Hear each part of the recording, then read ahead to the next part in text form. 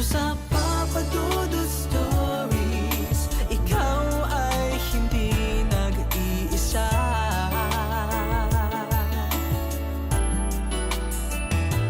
Dito sa Papa Dudut Stories, may nagmamahal sa'yo. Papa Dudut Stories,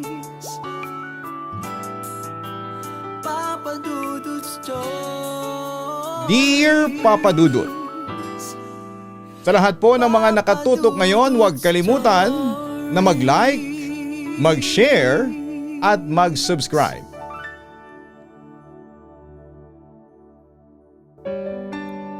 Magandang araw po sa inyong lahat. Ako po si Helen, 40 years old ng Malate, Manila. Listener muna ako sa radyo since 2015 at matagal ko nang gustong sumulat sa programa ninyo.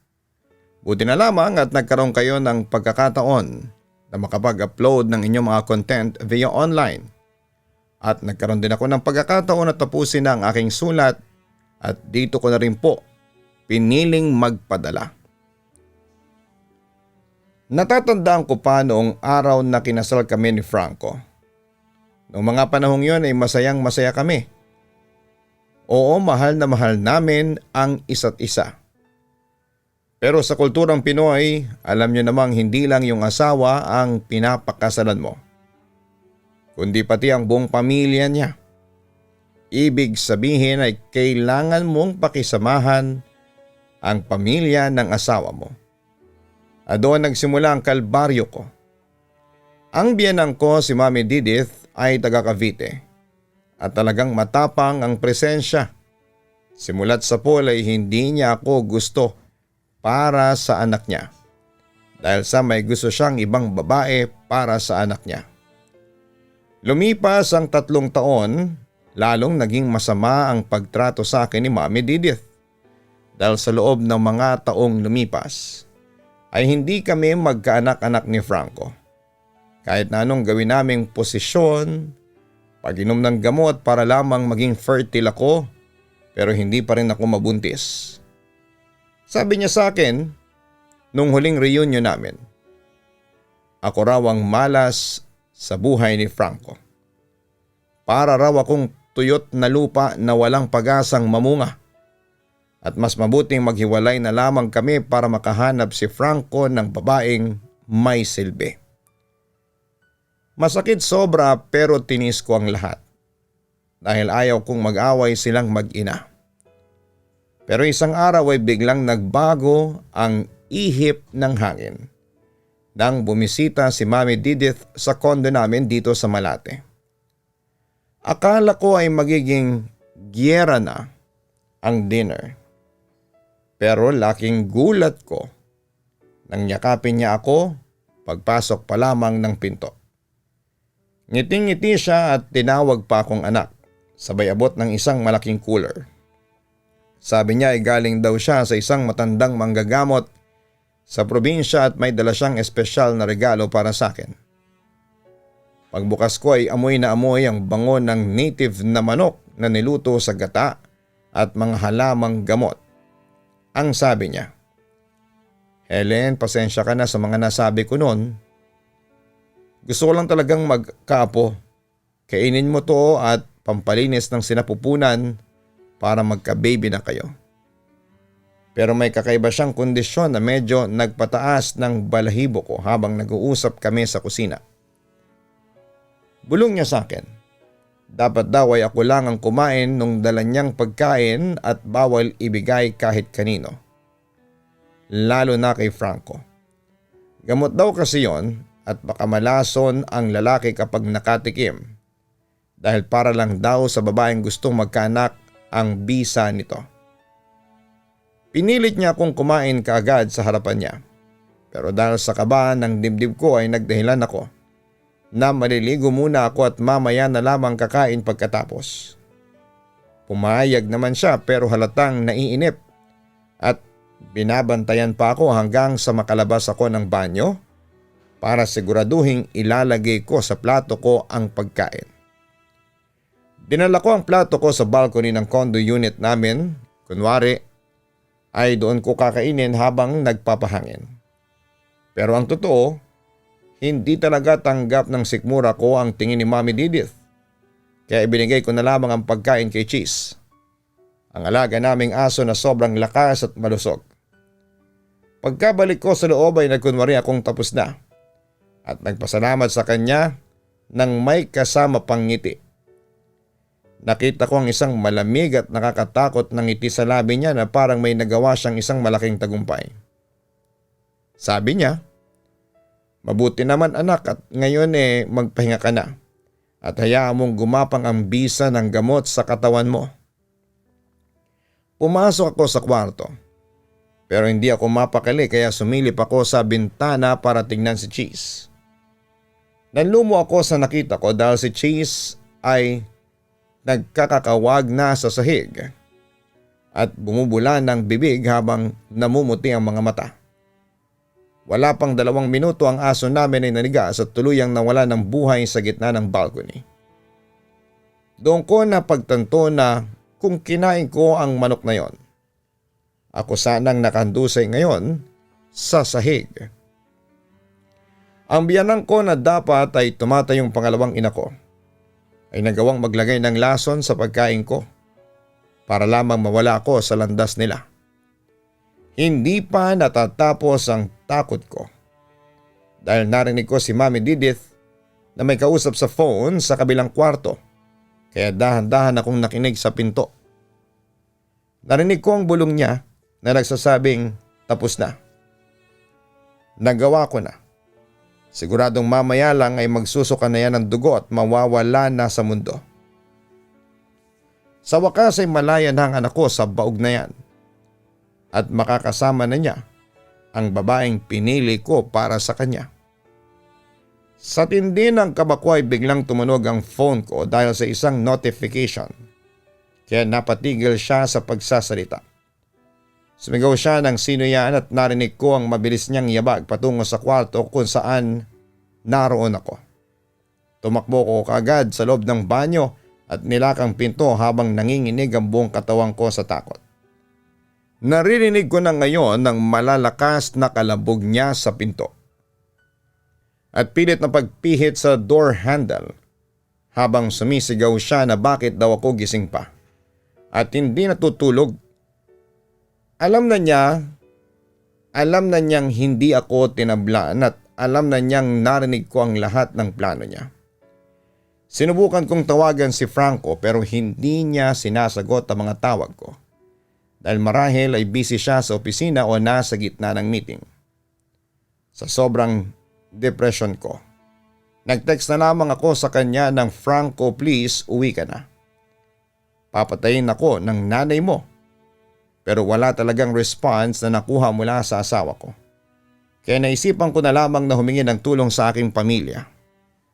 At ayun nga papadudot tinawagan ko ang mga magulang ko at kapatid ko na pumunta sa condo unit namin. Wala pang 1 oras ay dumating sila kasama ang ilang kamag-anak namin. Narinig kong nagtatalo ang mga magulang ko at si Mami Didith kaya lumabas na ako ng banyo at doon ko kinumpronta ang biyanang ko. Isang malakas na sampalang binigay ko sa kanya. Nagalit siya siyempre ang biyanang ko at balak pa akong saktan pero napigilan siya ng mga magulang ko, kapatid at kamag-anak ko at pinagbubugbog nila si Mami Didith. Mamayang kaunti ay may dumating na 2 pulis. Yun pala ay tumawag ng pulis ang kapatid ko si Kuya Robert at hinuli nila si Mami Didith sa tangkang pagpatay sa akin.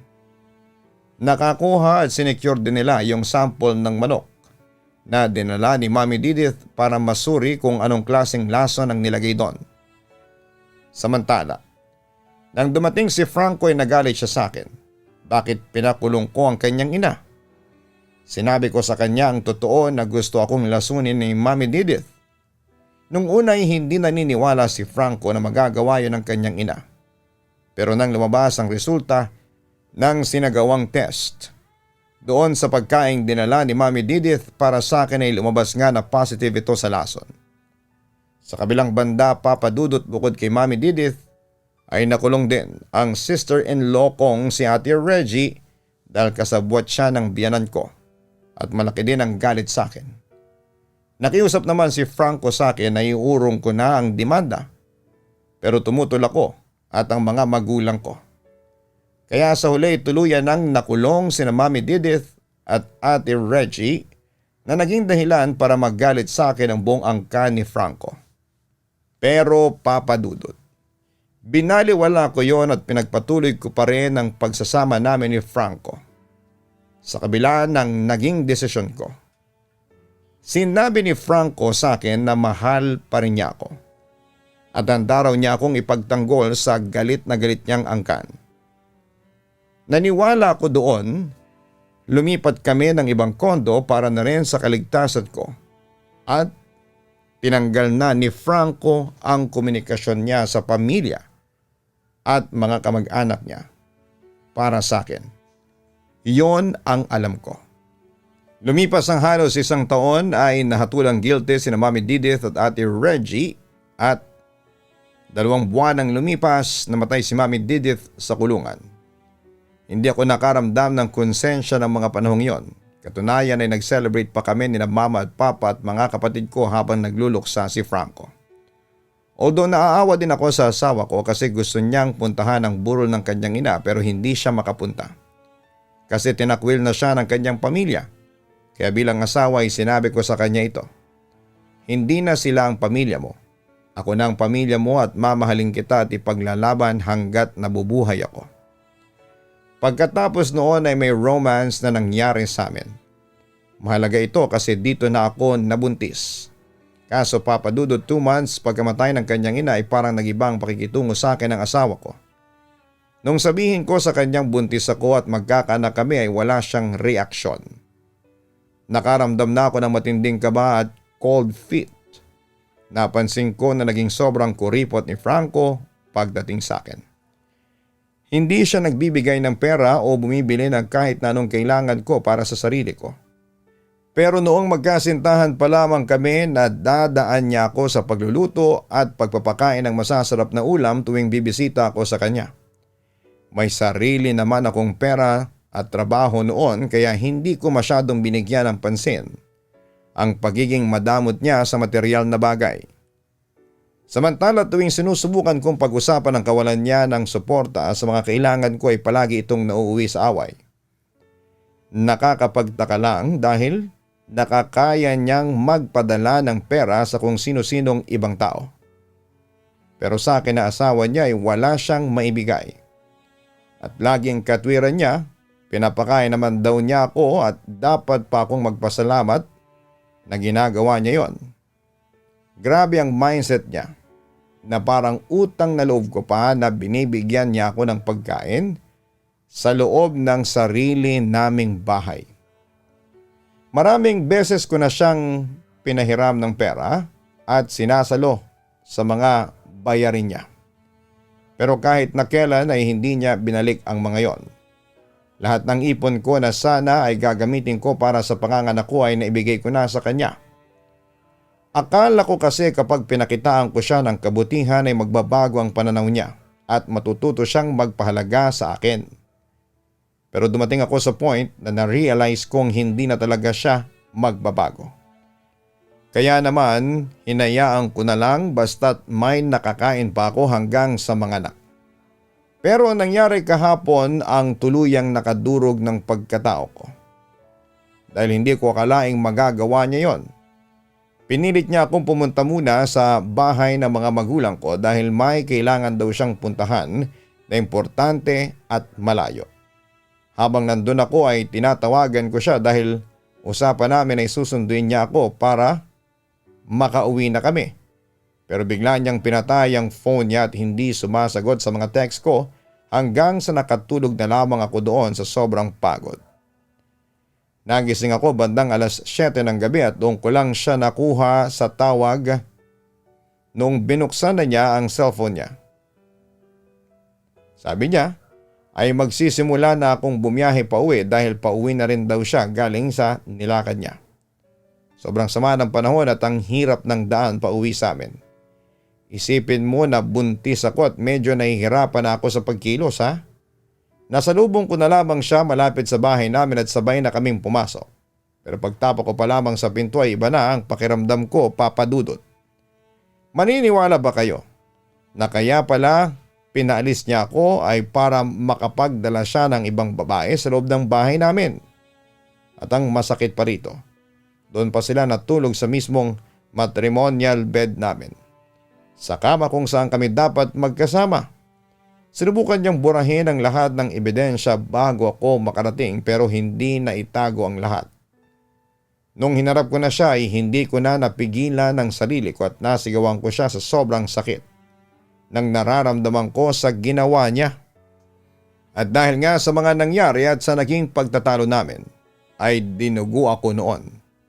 Agad niya akong dinala sa ospital, tinawagan din niya ang mga magulang at kapatid ko para ipaalam ang nangyari sa akin. Papa Dudut, pagdating sa ospital ay doon ko nalaman na patay na ang baby sa sinapupunan ko.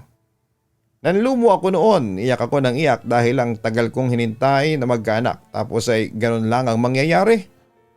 Sa kabilang banda ay nakita kong nakonsensya din si Franco sa mga nagawa niyang pagkakamali sa akin. At umiyak siyang humingi noon ng tawad. At dahil mahal ko nga ang aking asawa ng mga panahong yon ay pinatawad ko siya. Nangako naman siya sa akin na hindi na siya magloloko at magsisimula ulit kami ng panibagong buhay. Papa Dudut, matagal din bago ako nakamove on sa nangyari sa akin. Ang hirap din kasing tanggapin na bukod sa namatay ang anak namin, ay dumating pa ang isang resulta na siyang sumira sa pangarap naming magkaroon ng anak. Nasira daw ang matres ko ayon sa resulta at hindi na raw ito suitable para magbuntis ako. Kung pipilitin daw namin ay tiyak na ikamamatay ko yon. Pero sa kabila ng lungkot at panghihinayang, kinailangan ko ring tanggapin ang katotohanan. Lumipas ang 1 taon simula noon ay nakahinga na ako ng maluwag at tinanggap ko na rin ang aking sitwasyon. Samantala, Papa Dudut, dahil nga sa hindi kami magkaroon ng anak, napagkasunduan namin ni Franco na mag-ampon na lang.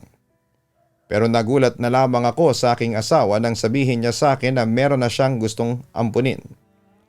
Akala ko isang sanggol pero laking gulat ko na malaking batang babae na ang edad ay 13 anyos ang gustong ampunin ng asawa ko.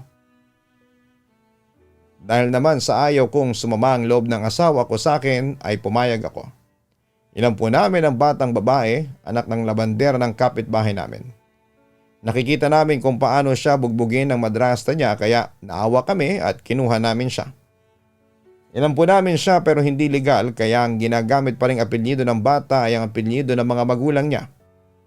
Samantala kahit sobrang sama ng ugali ng bata, sinungaling, magnanakaw, maldita at mahina sa pag-aaral ay pinagtiyagaan ko siya hanggang sa nagdalaga. Napakarami niyang kasalanan na sobrang nagpa-stress sa akin. Kaya nagkaroon ako ng maintenance sa high blood. Hanggang sa nabalitaan ko na lang na kung kani-kaninong tao siya nakikipagrelasyon at nagpapagalaw. That time ay 14 years old na siya noon pero hindi na siya virgin. Napansin ko rin na parang may problema siya sa pag-iisip. Pinipilit naming mag-asawa na disiplinahin siya. Hindi nagtagal, wala kaming kaalam-alam ni Franco na namasukan ang ampo namin sa KTV bar. Naging pawok siya at sa isang gabi ay nakakailang booking siya ng mga lalaki. Naging mapera at lalo pang yumabang ang ugali. Nagulat na lamang ako na siya na ang umaako ng bills ng kuryente at kung ano-ano pang inaalok sa amin dahil marami na siyang pera. Lalo na pagdating sa asawa ko. Napakarami niyang offer at kahit ano ay kaya niyang ibigay. Hindi ko na ininda dahil alam ko namang simula bata ay obsessed na siya sa asawa ko. Nasanay na lamang ako sa ganong senaryo dahil hindi naman siya pinapansin ng asawa ko. Hanggang sa isang araw, nasa banyo noon ang ampo naming si Laika. Nang nakita kong nakabukas ang computer ng ampo namin. Ewan ko ba kung bakit ko naisipang pakialaman. Nakita kong naka-open ang IG Messenger niya at nabasa ko ang mga chat ng babae. Nagtataka kung kakilala niya ang ampo namin at ang asawa ko. Minumura niya ito kaya gamit ang account ni Laika ay nag-message ako sa nag-chat ng pagmumura sa ampon ko. Palayasin niyo na si Laika. Nangaahas ang babaeng yan, sabi ng babaeng nasa chat. At hindi lang doon natatapos ang usapan namin Papa Dudut dahil nagkwento ang babaeng nasa chat kung bakit siya galit na galit kay Laika. May meetup daw na nangyari kasama ang asawa ko at dalawang babae. Isa na nga roon si Laika. Nag-check-in sila at nagkaroon pa ng threesome. Hindi raw niya masikmura dahil alam niyang adopted namin si Laika. Pero nagagawa pa rin daw ng asawa ko na galawin si Laika kahit papa ang tawag nito sa kanya. Nagsumbong ang babae dahil na-scam daw siya ni Laika. Si Laika din daw ang nag-booking sa kanya pero na-scam siya. Sobra daw ang obsession ng ampo namin sa asawa ko kaya pala madalas sabay silang umuwi dahil sinusundo ng asawa ko si Laika sa trabaho. Wala akong kalam-alam na may nangyayari na pala sa kanila. Wala akong kalam-alam na pinagtataksilan na pala ako ng asawa ko at ng ampo namin. Nang mabasa ko yon ay para kong pinagsakluban ng langit at lupa. Hindi ko alam noon kung ano ang magagawa ko sa kanilang dalawa. Sobrang sakit at bigat nang nararamdaman ko noon Papa Dudut. Lalo na nung umamin sa akin sina Franco at Laika na meron nga silang relasyon. Ang nakakagalit pa Papa Dudut kung umasta pa si Laika ay kontrabida talaga ang datingan niya. Hiwalayan ko na raw si Franco kasi siya na raw ang mahal nito. Nag-init nga ang ulo ko at nagawa ko noong saktan si Laika pero pinagtanggol ni Franco ang kabit niya. Sinaktan niya ako sa harapan ni Laika dahil naman sa nangyari ay nagpa siya akong makipaghiwalay na sa asawa ko. Papa Dudut, umalis ako sa bahay namin at bumalik ako sa mga magulang ko. Doon ay kinuwento ko sa kanila ang lahat. Ang aking masalimuot na buhay may asawa. Awang-awa sila sa akin at sinabi ko naman sa kanila na kahit na anong mangyari ay hindi ko na babalikan si Franco. Maraming taon akong naging bulag sa mga red flags niya. Hindi ko siya iniwan kahit halos patayin na ako ng mga kamag-anak at pamilya niya. Tapos ganito lang pala ang igaganti niya sa lahat ng mga naging sakripisyo ko sa kanya. Samantala, Papa Dudut, sinubukan pang makipagbalikan ni Franco sa akin pero puno na talaga ako. Hindi na ako nakipagbalikan hanggang sa nabalitaan ko na lamang na nagsasama na si Franco at Laika at dalawa na ang kanilang anak. Nandidiri nga lahat ng mga nakakakilala sa kanila kasi ang alam nila ay legal na ampon ni Franco si Laika. Tapos ay inasawa lang niya. Hanggang sa nabalitaan ko na lamang na nakulong si Franco dahil sa pakikipagrelasyon niya kay Laika na isang minor de edad. Sa kabilang banda, ginamit ko na ang opportunity sa pagkawala ko sa relasyon namin ni Franco. Nagsimula ako ng panibagong buhay. Katulong ang mga kapatid ko, nagtayo kami ng negosyong milk tea and desserts. At dito nakafocus ang atensyon ko. Hindi na ako umaasa pa na magkakaroon ulit ako ng love life dahil wala na rin naman akong hangad na ma-in-love pa. Masaya na ako sa naging buhay ko. Kasama ang mga totoong taong nagmamahal at nagmamalasakit sa akin, ang aking pamilya. Hanggang dito na lamang po ang kwento ko, Papa Dudut. Sana po'y kapulutan nyo ng inspirasyon ng kwento ko. Tandaan ninyong lahat, tayo ay dumarating sa matinding pagsubok ng buhay. Maging matatag at matapang ka lang. At higit sa lahat ay gawin mong inspirasyon ng Diyos sa bawat desisyong ginagawa mo sa iyong buhay. Muli maraming salamat at magandang araw po sa inyong lahat. Lubos na gumagalang, Helen. Maraming salamat Helen sa pagbabahagi mo ng iyong totoong kwento sa aming programa. Sa kabila ng iyong mga pagsubok sa buhay ay nanatili ka pa ring matatag. Sa kabilang banda dahil sa pag-ibig ay madalas nagiging bulag tayo sa mga red flags ng asawa o partners natin. Pinagpapasensyahan natin sila at binibigyan ng second chance, minsan pa nga hanggang 3 chance o marami pa. Kahit na inaabuso nila ang kabaitan at pagmamahal natin. Sa puntong ito, ito ang ipapayo ko sa inyo. Hindi porket mahal mo ang isang tao ay magiging bulag ka na sa mga kapintasan at red flags na meron siya. Huwag mong ibigay sa kanya ang 100%, magtira ka para sa sarili mo. Dahil kung merong mang unang magmamahal sa iyo, walang iba kundi ang sarili mo. Hindi pag-ibig ang kamartiran at pagbubulag-bulagan. Kung sa tingin mong inaabuso ka niya, kumawala ka na. Tandaan mo, ang taong inaabuso ang iyong kabaitan at pagmamahal ay hindi ka mahal. Kaya huwag kang magpatuloy sa kamartiran dahil mas deserve mo ang taong magmamahal sa iyo. Na mamahalin ka at irerespetong pabalik.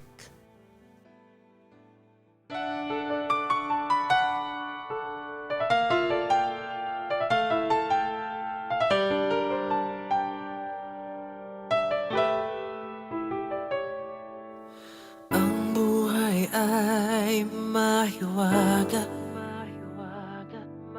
laging may lungkot at saya.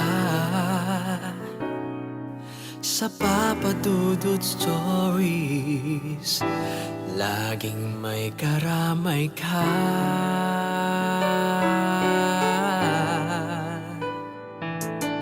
Mga problemang kay bigat, dito ay pakikinggan ka. Sa Papa Dudut Stories, kami ay iyong kasama. Dito sa Papa Dudut Stories, ikaw ay hindi nag-iisa.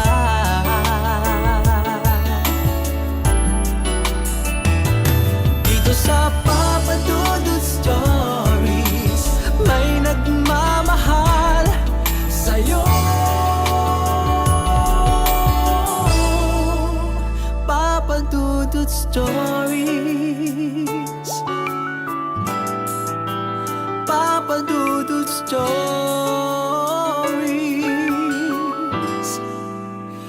Papa Dudut Stories.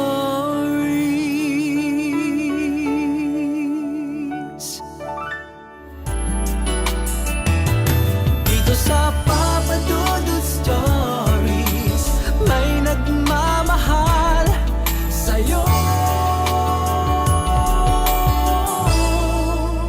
Papa Dudut Stories,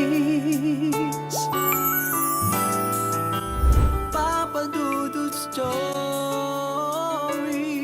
Hello mga ka-online, si Papa Dudut po ito. Nag-enjoy ka ba sa ating kwento ngayong araw? Huwag kalimutan na i-share, mag-like at mag-subscribe. Maraming salamat po.